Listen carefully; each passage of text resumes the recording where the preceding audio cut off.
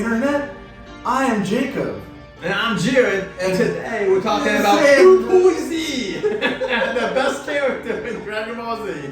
Alright. Pui. Vegeta, just wrecking this guy, which is kind of cool because you don't get Vegeta doing that. Wait, by the way, my favorite base form, not powered up base form, just base form Vegeta. I thought each level, each stage represents a saga. So Vegeta is like the Saiyan Saga base form. But okay, Super Saiyan is the next level, and then go on Super Saiyan. With him fully powered.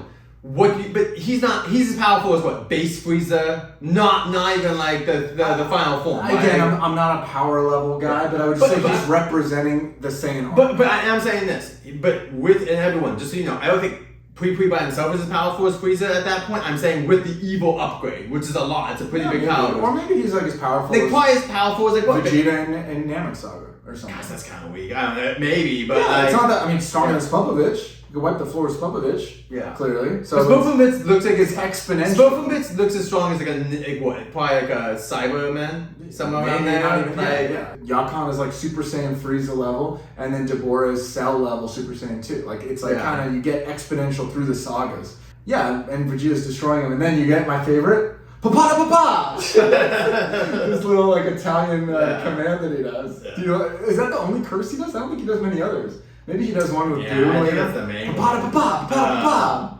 But yeah, I love it. He switches up the arena, and I love his like reaction. He's like, "Oh, you're so screwed, man! It's like 10 times gravity." And Vegeta's like, "Maybe it was 300 times. It would affect the fight." And it's like, people love that. But I mean, how long has it? I mean, because what was Goku at? 20 times gravity when he was going to Namek? Namek? Yeah. I mean, they train way more than this, but I think it's more, again, we're seeing Bobby's magic, right? It's the first example of Bobby's magic, but it's not. Why is he have to take him to a planet where they're underwater and they can't fight or something? You know? Like, anyway. And then this fight, it's somewhat of an entertaining fight, and then I just love the fact that it's a very kind of almost unique way Vegeta does it, but he just gets up to him on his chest, and then these are visceral kills, like in this saga. I mean, everything has been, you don't see stuff this intense, I think, in the other ones, right? It's like, and they're talking more and whatever. Yeah, there's just no empathy for But by the way, I was gonna say, Vegeta's unique at this point in the fact that, like, he does have a throne of, like, people he's just killed. Things go back to kind of normal in the back of the ship, which I love that. Like, I think there's a realization that also like Supreme Kai realizes, okay, it's not just Gohan; they're all pretty powerful. That's the takeaway from it, right? Yakon like go get on next fight. He's like, Yakon, come on! Oh, so he eats it. But I mean, these are pretty badass intros. It becomes like a bad guy of the week kind of pacing. Who is bad guy of the week? Which is like 80s style, television, right? For like children's shows. But their entrances, like, in this cave and the music playing and the claws come out, like, for what's going to be a pretty light fight, their entrances are all really evil in this show. Like, honestly, I would say that all three of these designs too are pretty good. Like, Pui's a little simple, but I still like the story of him. Yakon, great. He's awesome. Like, what awesome. And Deborah is a very strong design, which, to be fair, he is based off of the Demon King from Sandman. Let's get on to this fighting the Dark Ride or something like that. Yeah, episode 223, Papa, and Babidi moves them to the planet of darkness, which is Yakon's home turf, with the idea that they won't be able to see him. They do mention that they want them to be out of the spaceship so they can't disturb Boo and open their mobility. Yeah. Because remember, Supreme Kai, it's funny, Supreme Kai and Babidi actually have the same goal, which is do not wake Majin Buu right now. Yeah. It's just for different reasons. That's true. But we get this really dark planet. Yakon kind of looks different because they have to shade him differently because now he's like bluish than green because you're in this like dark area.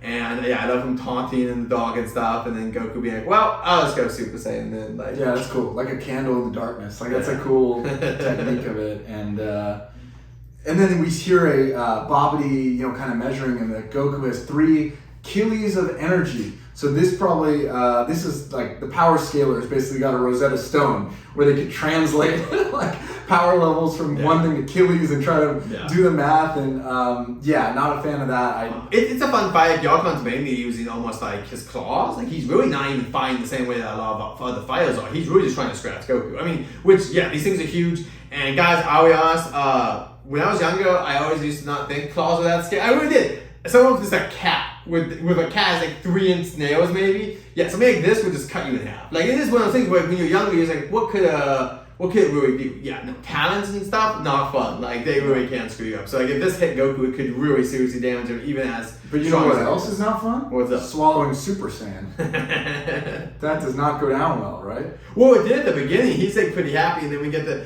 God, this is such a common trope, but you always love it. I'm just like, all right, you like it? Here's all of it then. And then there's, oh no! Yeah. Is this the right Saga for us? Because it's like a saga about absorbing energy, and then you have a character who absorbs energy for himself in a saga where they're like, is the energy going to Boo or this guy? Why are we giving it to this guy then? Like, isn't he rude? I always thought he kind of like, this is like, I mean, they have to give him some ways, and so this fact that Goku just decided to just give him for some reason Super Saiyan 1 energy, and just like blow him up. And what's up? Is it Super Saiyan? I mean, that's okay. The one. So according to canon, that's not Super Saiyan 1 energy. And there's a pivotal moment I missed as a kid. But at the very end, like he's going Super Saiyan, it's not enough, and he's eating it. And then when Vegeta acts shocked, you know that reaction shot where Vegeta's like, I didn't know he'd do it. And in the manga panel, it says it's because for a split second, Goku touches Super Saiyan 2. And that's what caused him to blow up. And that's what Vegeta causes his frustration about that Goku's ascended beyond. And that's like a really pivotal moment that I love the lore. I will say this right now.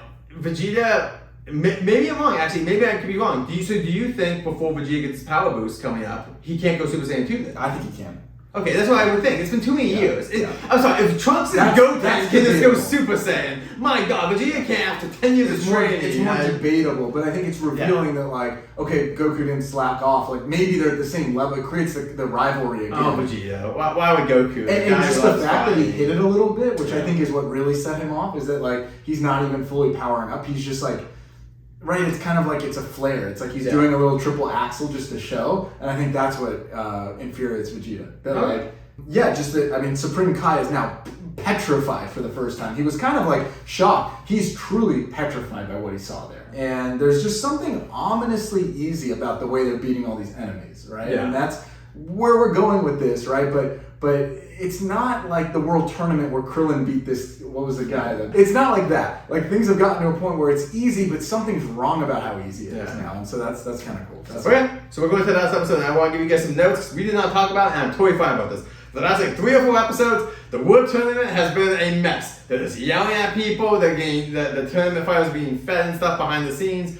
Blah, blah, blah. Nothing really happened. This is the episode where something happens again, so we'll talk about which basically... This is episode 224. Which is basically Mr. Saiyans like, what if we just take all fighters and we're all fire once? And they're like, oh, Mr. Saiyan, you're so smart. So they're going to have a battle royale, basically. But then Mr. Saiyan, I think also I could be wrong, realizes that he can be ganged up on. So then he's like, oh God, what did I do? I just gave them a way to all attack me at once, and I could actually lose this finally. Yeah. What an idiot. He both made the solution, but then thought, oh God, this could be horrible. Which is ironic, because it's the same thing that's happening with the, I don't know what you call them, I guess the Z fighters, right? That are fighting Babidi. Supreme Kai says, okay, the next round, seriously, let's all fight together. Yeah. We should do that. And Goku's like, nah, we can do it on our own. Versus at the World Tournament, they're doing, Battle Royale. I never got, we can talk about it, but next time, I never got why Supreme Kai, he has the power, he should just just for a second, Gohan was about to get him on a good thing, just freeze him. Yeah. It doesn't, Goku yells at you later, oh no. Well, they don't know, and this is what's interesting too. I think, how many fighters do you think Babidi had?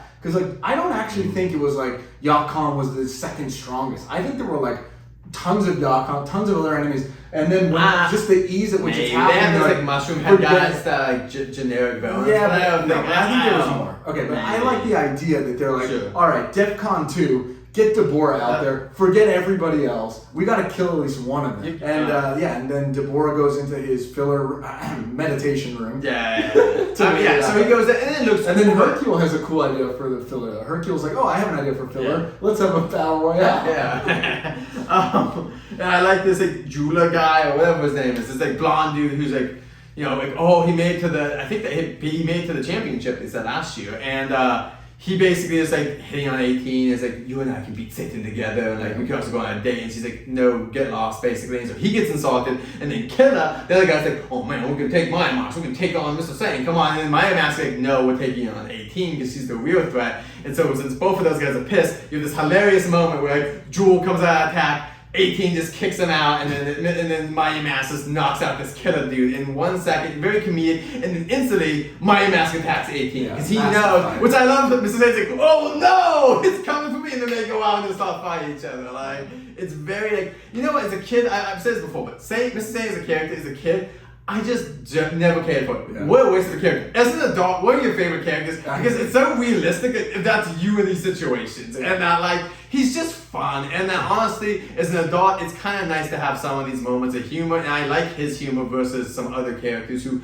Boo's a fun character, but Boo's a one damn no character that's not that fun. Well, that's it, right? So what do you guys think of this so far? Like, let us know. Honestly, I just want to know, this is my actual question. Did you guys care about the Mighty Mask and 18 stuff? We're going to talk about it, obviously, but like, did anyone think that was like fun? I don't remember much of it. Like, I remember part of the fight, but it's not something I remember. Dislike if you don't like Mighty Mask. Dislike our video. Anyway, until next time, guys. We're going to go see Blink-182 tonight. See ya.